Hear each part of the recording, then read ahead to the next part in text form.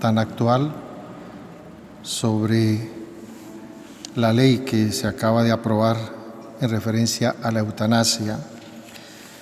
Decíamos en la introducción, para tenerlo claro, cuál es la posición de la Iglesia Católica en este sentido, al hablar de que la vida de una persona es sagrada, es un terreno sagrado, dice la Iglesia, haciendo referencia al pasaje de Moisés y la zarza ardiente, y que lo que la Iglesia quiere, como siempre ha sido, es ayudar con sencillez y acompañar con mucho amor el sufrimiento de las personas, de tal manera que la alegría del Evangelio alcance a todos. También agradece a todas las personas que están relacionadas con el mundo de la salud por su trabajo en pro de la defensa de la vida. Y vuelve a reiterarles la urgencia de las personas enfermas que necesitan ser acompañadas, protegidas y ayudadas.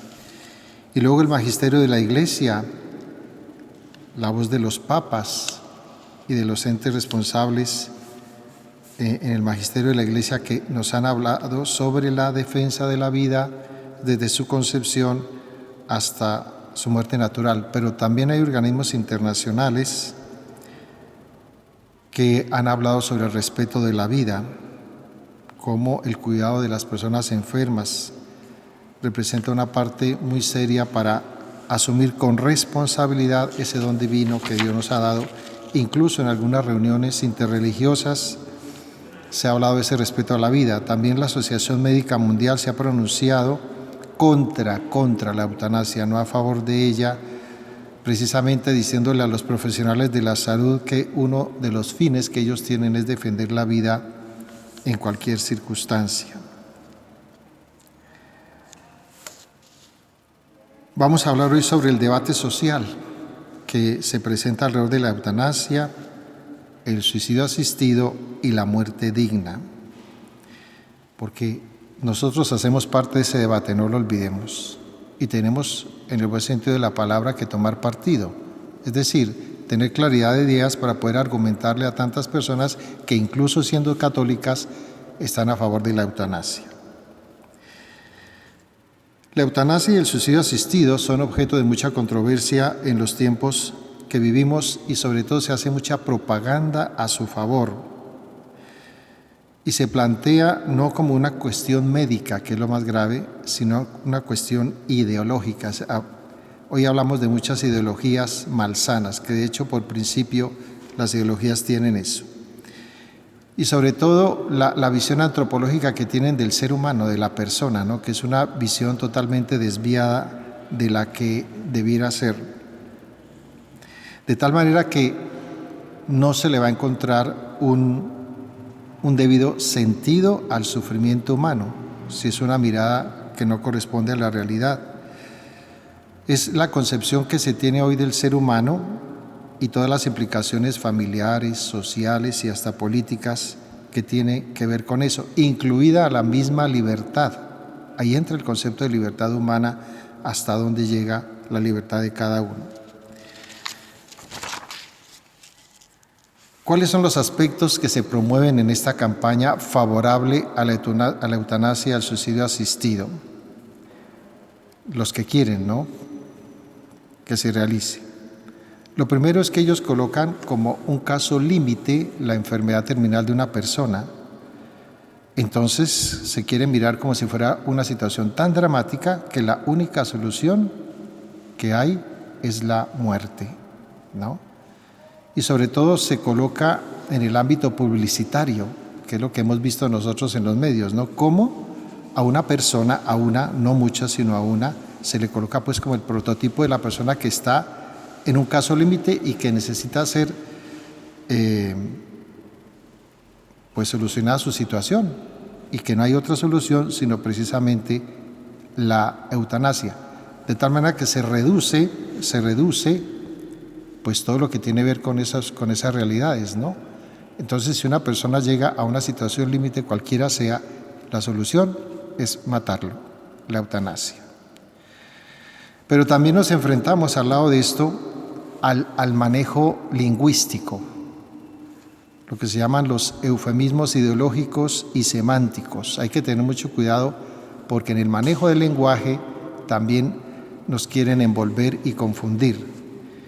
Entonces ya no se quiere hablar de provocar la muerte, de asesinato, de quitarle la vida. Entonces, ¿cómo se reemplaza eso? Pues muy fácil: muerte digna, autonomía, liberación, descanso. Miren cómo juegan con los términos, ¿no?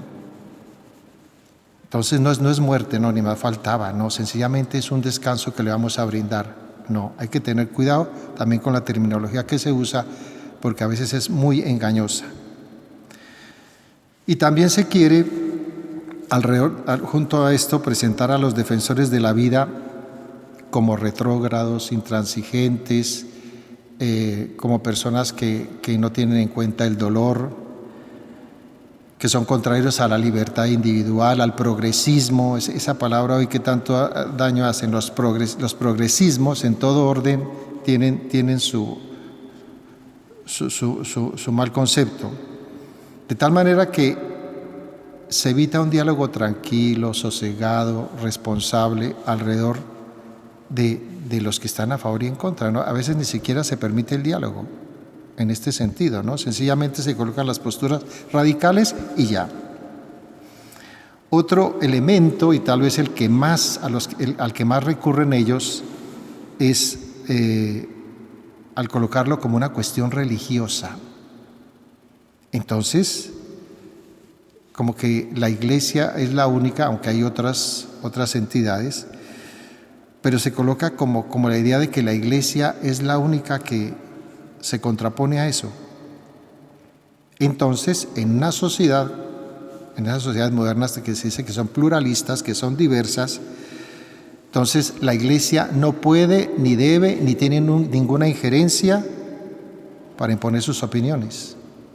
Es ese famoso silencio que se le quiere imponer a la Iglesia en todo orden, ¿no? Nos quieren reducir a la sacristía, que nuestro ámbito de vida y demás es la sacristía, de ahí no podemos salir ni decir nada.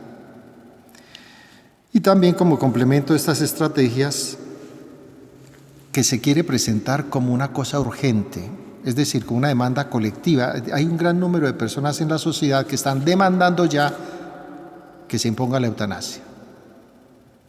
Entonces se coloca como si fuera algo generalizado, cuando no lo es. La Academia Pontificia para la Vida denunciaba precisamente esas campañas y estrategias en favor de la eutanasia, porque hay muchas. Dice: se han desarrollado campañas y estrategias en este sentido, llevadas adelante. Miren lo que hace la publicidad a favor de las cosas nefastas. Con el apoyo de asociaciones pro eutanasia a nivel internacional, con manifiestos públicos firmados por intelectuales, por hombres de ciencia, por artistas, por modelos, presentadores, deportistas famosos, inclusive algunas orientadas a enseñar las maneras y modos que hay para poder terminar con la muerte, ¿no? Directamente lo van diciendo. Incluso presentan supuestas encuestas en donde los médicos y personajes famosos están de acuerdo con la práctica de la eutanasia. Y el problema es de la ingenuidad de esta sociedad de consumo en la que vivimos, ¿no? Que porque el deportista tal lo dijo, o el periodista que más se ve en televisión lo dijo, o porque esta persona que es tan famosa lo dijo, entonces la gente cree que es así. Que es otro problema que tenemos en nuestras sociedades, que hemos perdido el sentido de tener criterio propio, de haber perdido el sentido de la crítica. Entonces, así como nos llega a través de los medios, así nosotros, ¿no?, pasamos entero, ¿no? No masticamos, sino que todo lo que nos llega lo pasamos entero. Y esa credibilidad, entre comillas, de la que gozan los famosos, que porque es el famoso periodista, entonces como que es la verdad pura. Miremos ahora cuáles son los principales argumentos que se presentan o que se emplean para promover la legalización de la eutanasia y el suicidio asistido. 4 argumentos se colocan en este sentido. Primero, el sufrimiento insoportable. la palabra lo dice. Basándose en el sufrimiento insoportable del enfermo, como argumento que incluso lo han venido invocando hace muchos años, es decir, esto no es nuevo. De ahí, queridos hermanos, que a propósito de ese dolor insoportable, el acompañamiento de la familia es un elemento muy importante. ¿Para qué? Para que el enfermo asuma su realidad. Es que es el gran problema cuando tratamos de o esconderla o hacérsela ver como algo precisamente insoportable. No, es algo que se puede sobrellevar, y la familia, dice el documento, es muy importante en este sentido, ¿no? Porque a propósito de los cuidados paliativos, palia un poco precisamente su situación, porque se ve acompañado, se ve amado, cuenta con un respaldo que aminora incluso su situación de dolor. Recuerden que hablamos de un medicamento humano, que tal vez es de los mejores que hay, ¿no? No de la medicina alopática, no. Ella hará lo suyo en su momento. No, de la medicina espiritual, la familiar, la que se acerca y está muy al tanto del que sufre. Pero también la gravísima responsabilidad y el deber del médico y el personal sanitario de aliviar el sufrimiento y tratar de eliminar precisamente el dolor al paciente. Que eso también se quiere sustituir. No, es un deber de la medicina tratar de ayudar a que el enfermo no sufra, no tenga estos dolores insoportables. Por eso reitera el documento en la importancia de la presencia, la atención y la paciencia de la familia. Y obviamente la atención adecuada, humana y profesional del personal sanitario. En un segundo momento, segundo argumento que se emplea para promover la legalización de la eutanasia es la compasión mal entendida. Menos mal que nosotros en la Iglesia tenemos claridad con ese concepto. La compasión cristiana ya la miraremos. Esta segunda bandera que enarbolan estos movimientos a favor de la eutanasia es que el paciente no sufra y que se justifique precisamente el fin de su vida, que no sufra, que es una expresión de compasión, evitarle el sufrimiento y aplicarle la eutanasia. Pero es que detrás de eso hay intereses creados. Se afirma también que de esa manera se contribuye al bien de la sociedad, hágame el favor, porque de este modo no se dilapidan, no se gastan los recursos sanitarios limitados de la comunidad que pueden ser dedicados a otros fines. Miren esto. Entonces, claro, colocan como excusa el evitar esos gastos innecesarios, entre comillas, teniendo una persona que está gastando una sala unos instrumentos propios de enfermedades graves. Por eso hay personas que se deprimen, hay enfermos que caen en la depresión, porque sienten que son una carga para su familia, para la sociedad o para el hospital mismo donde están, ¿no? Y por eso no quieren seguir viviendo. Y a veces uno escucha aquí, a veces en algunas confesiones, algunas personas mayores que sienten que son una carga para su familia, para sus hijos. Es que mis hijos son los que me dan, mis hijos son, y yo soy una carga para ellos, y ellos me tienen que dar, y ellos me tienen... Hay algunos abuelos que se sienten que son como un estorbo para su familia, ¿no? Yo le estoy quitando dinero a ellos, a veces piensan algunos papás con sus hijos. No, eso es una obligación moral. El mandamiento de honrar a padre y madre está ahí. Y por eso a veces sienten que su vida no vale, que es carente de sentido. Entonces lo mejor es tomar una decisión definitiva en ese sentido. La auténtica compasión es de otro orden, ¿no? La compasión cristiana de la que nos habla la Iglesia es la que sostiene que cuando una persona percibe el cariño, el cuidado de su familia, cuando lo hacen sentir importante independientemente de sus limitaciones, cuando se sabe que se le respeta, ¿no?, en su dignidad, ese es el verdadero sentido de la compasión cristiana, ¿no? Por eso, si algo sana a una persona es el amor que se le brinda. es lo más sanador que hay. Y por eso este documento nos habla de sembrar una esperanza verdadera, que consiste en aliviar precisamente la soledad, con un acompañamiento afectivo y efectivo de parte de sus familias, de tal manera que las angustias, los cansancios, los pesos, los dolores que una persona pueda sentir, pues se hagan más livianos. Y la Iglesia nos ofrece ese pasaje tan hermoso del buen samaritano, que lleva a este enfermo sobre su cabalgadura, ¿no? Nosotros también tenemos que aprender a sobrellevar a nuestros hermanos y aliviar sus dolores y hacer lo que sea necesario, como hace este buen samaritano, precisamente para aliviar su dolor, su situación. Esas son las expresiones de verdadera compasión a la que la Iglesia nos invita. Recuerden ustedes, queridos hermanos, que la compasión no es eso, no es sentir lástima, no es sentir conmiseración por los demás, no es sentir paternalismo, no.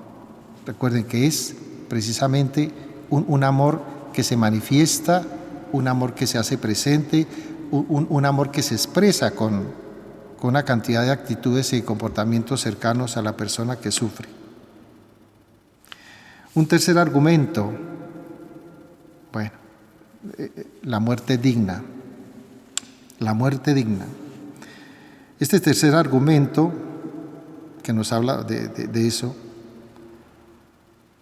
¿qué quiere decir eso? Que yo soy dueño de mi vida y que yo muero cuando quiera.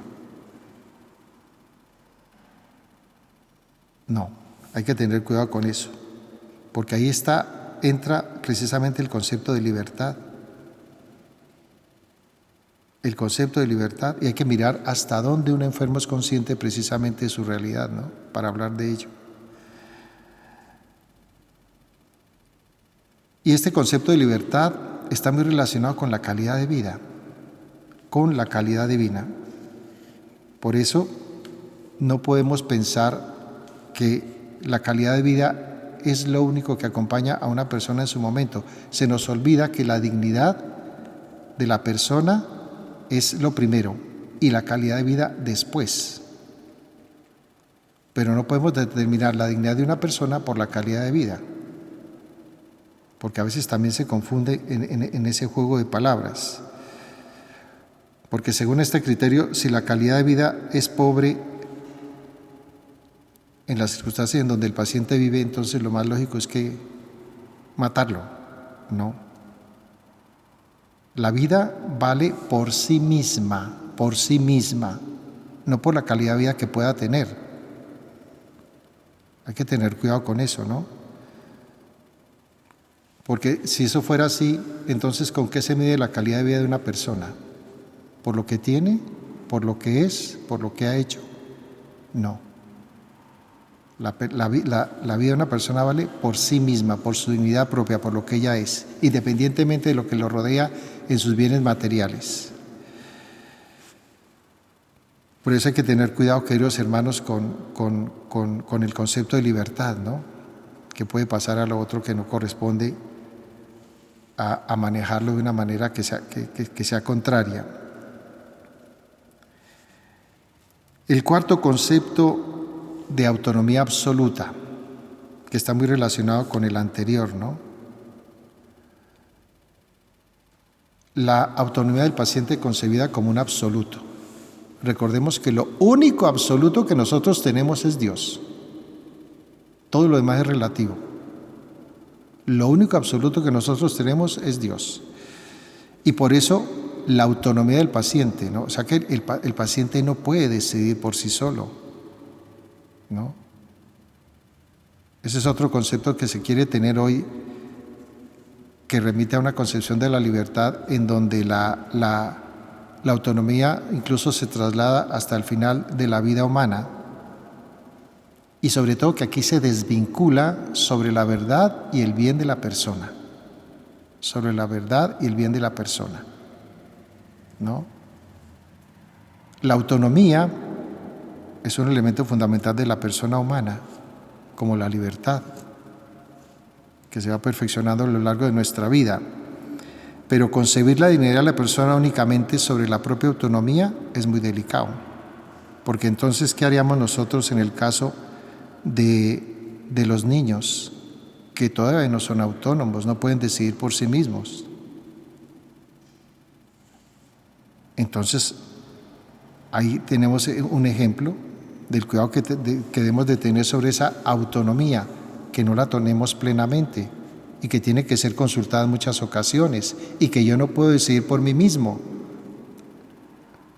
de manera arbitraria, no, porque mi autonomía también depende de otras personas y de otras situaciones. Y ahí tenemos todas las relaciones sociales, familiares que implica eso, ¿no? Por eso yo no puedo tomar decisiones sin contar con mi familia, con mis seres queridos. Si lo hacemos en lo ordinario de la vida, a veces cuando tenemos que realizar algún trabajo, tarea, viaje, en ese momento final de la vida, aún más todavía. Y si el enfermo o el paciente no tiene una autonomía total, menos podrá decidir sobre el final de su vida. Por eso hay que tener cuidado a la hora de pensar en esa famosa autonomía. Es que yo soy autónomo, yo defino lo que voy a hacer con mi vida y no, eso no es tan fácil, ¿no? Depende de muchos factores sociales y familiares. Queridos hermanos, esta petición de la eutanasia no es nueva, es muy antigua, desde el mismo origen de la medicina, y la encontramos plasmada precisamente en el juramento hipocrático.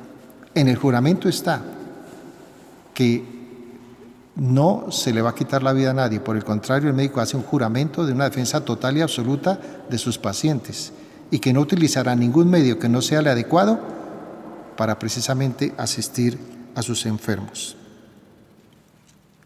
Tenemos un gran problema en Europa, de eso ya hace como unos 3 siglos, con el problema de la ilustración. Ese es un problema muy serio que ha venido afectando la mentalidad de las personas. Es un pensamiento liberal, un pensamiento suelto, que nada tiene que ver con el pensamiento de la Iglesia. Ese es el gran problema que tenemos con la eutanasia, que aquí no se habla de la trascendencia, aquí no se habla de la vida eterna, aquí no se habla de Dios. Aquí se habla de una solución biológica, física. Y ese es el gran problema que se tiene en la discusión contra la eutanasia, porque las personas que la quieren, pues obviamente no tienen nada que ver con Dios, ni con fe, ni con nada. Entonces, todos sus argumentos, como lo hemos visto, son muy racionales, totalmente racionales, cientistas, definitorios. Pero aquí no hay espacios para el diálogo, para el acercamiento, para la comprensión, para acompañar, para solidarizarse.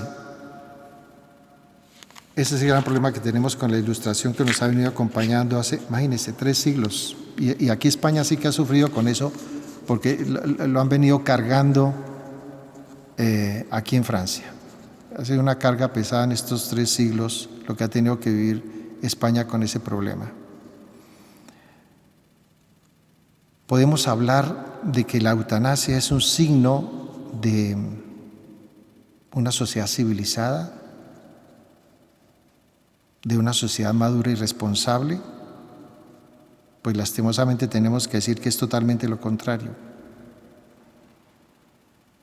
Es una visión que se va retrasando en referencia al ser humano. Se ha perdido la visión cualitativa de la persona. Y a este respecto hay que mencionar estos días lo que se ha hecho con el libro de familia. Es un ataque frontal contra la familia.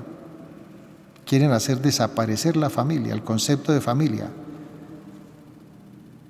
Ya no hablamos de la familia, ya aquí no se habla de la familia humana, ni de las familias dentro de esa familia humana. No, ahora la persona no hace parte de una familia. Es un número, es una nomenclatura para el Estado. No hace parte de una familia, no la constituye. Eso es ilustración. Eso es resultado de todos esos siglos que han venido esa mentalidad. Es resultado precisamente el acabar con el libro de familia, que precisamente lo presentaba la familia papá, mamá, hijos, incluso los antepasados de alguna manera. Por eso no hablamos de un signo de civilización, porque hemos perdido la visión cualitativa, que es muy importantísima y que debería de distinguir a las sociedades civilizadas. Por eso resulta muy contradictorio en esta época de tanta ciencia, de tantos avances. Mire cómo se ha corrido con esta vacuna, que es lo que uno no entiende, ¿no? Supuestamente se está corriendo con la vacuna para salvar vidas, pero por el otro lado se está promocionando la eutanasia para quitarla. ¿Cómo se entienden estas sociedades así? Cuando la ciencia corre para tratar de solucionar un problema serio de salud, pero por el otro lado también está quitando vidas. Eso es lo contradictorio de esta sociedad, ¿no? Por eso los avances de la ciencia, por un lado, y la visión de trascendencia por el otro, están chocando en este momento. Porque mientras la sociedad siga teniendo una mirada tan materialista y tan racional, pues seguiremos viéndonos abocados a estas situaciones tan dolorosas. Por eso los católicos tenemos obviamente que tener muy clara nuestra fe y lo que ella comporta, y defender la vida, ¿cierto? Que es lo que siempre se ha querido, por encima de todos estos avatares históricos y estos gobiernos que han venido trayéndonos todos estos males. Pues queridos hermanos, seguiremos hablando de estas situaciones y esperemos que todo lo que venga para el mundo sea bueno, comenzando por el día de hoy, que el Señor haya bendecido a Madrid con los resultados favorables. Nos colocamos de pie. Gloria al Padre, y al Hijo, y al Espíritu Santo. En el nombre del Padre, y del Hijo, y del Espíritu Santo. Amén. Santa noche para todos.